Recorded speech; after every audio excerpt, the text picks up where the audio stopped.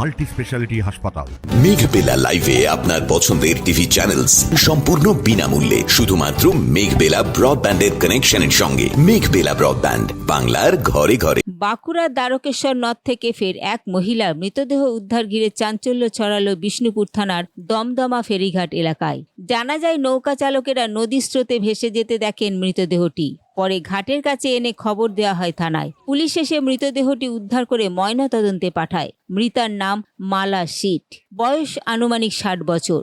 তার বাড়ি বাঁকুড়ার ওন্দা থানার আলিঠা গ্রামে। প্রাথমিক তদন্তে অনুমান, স্নান করতে নেমে নদীর স্রোতে তলিয়ে যান ওই বৃদ্ধা।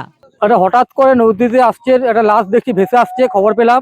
উপর নৌকো চালায়, আমার নৌকো চালায় ঘাটে, নৌকোতে দমদমা শান্তিপুর ফেরিঘাট। আচ্ছা, তারপর দেখলাম ভেসে আসছে, খবর পেয়ে সাইডে বডিটা তুলে রাখলাম, উপর থেকে ফোন করলো, দিয়ে খবর পাওয়া গেল কি বডি, পুরুষ না মহিলা। আচ্ছা, তারপর লাস্টে খবর পেলাম মহিলার বাড়ি হচ্ছে নিকুঞ্জপুর, নাম হচ্ছে মালা শীট। চান করতে গেল বাড়ি থেকে বেরিয়ে ওন্দা থানা। আচ্ছা, তারপর দিয়ে বিষ্ণুপুর থানায় খবর এলো, গাড়ি বিষ্ণুপুর বডি নিয়ে গেল। ভেসে ভেসে আসলে একজন ঘাটেরই নৌকো থেকে টেনে এনে তুলে রেখেছে। ছেলে পুরুষ না মহিলা? এই মহিলা এটা, আর একটা ছেলে টেনে এনে ডাঙায় করেছে।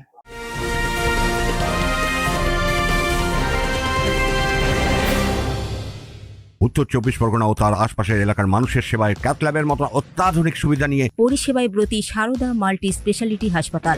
একই ছাদের তলায় মানুষ সাধারণ চিকিৎসা থেকে শুরু করে 24 ঘন্টা cath lab, MRI, CT scan, এনআইসিইউর মতো সুবিধা এবার থেকে পেয়ে যাবেন সারদা মাল্টি স্পেশালিটি হাসপাতালে। প্রয়োজনে যোগাযোগ করুন 033-2592-0730, 2593-0730, 2593-3562 ও 9331275635 নম্বরে। আমাদের ঠিকানা royal park, Kalyani expressway, Barrackpore, Kolkata 7,01,021। Sarada multi speciality হাসপাতাল, পরিষেবাই হোক আমাদের মূল লক্ষ্য।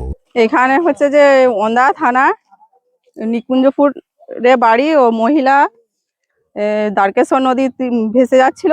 আমাদের এখানে পোলঘাটে যে নৌকার মাঝিরা দেখেছেন যে ভেসে যাচ্ছে, ওরাই দেখেছিল প্রথমে, ওরাই দিয়ে আমাদের এই দমদমা ঘাটে ঠেলে নিয়ে এক ধারে রেখেছিলেন বেঁধে। দিয়ে বিষ্ণুপুর থানায় খবর দেয়, পুলিশ এসে তারা নিয়ে যায়, বডিটা নিয়ে যায়। আচ্ছা, বেশ কয়েকদিন ধরে দেখছি এই দ্বারকেশ্বর নদীতে এত মৃত্যু হচ্ছে, এটা কি কারণে হচ্ছে? এটা কি কারণে আমি কিন্তু বলতে পারবো না এটা কি কারণে। হ্যাঁ, নদীতে তো আমাদের এখানে দমদমাতে প্রচুর মানে বলে যেটা, সেটা প্রচুর আছে, খাদ আর কি। আচ্ছা, মানে ওর জন্য কি এই ঘটনা ঘটছে বারবার?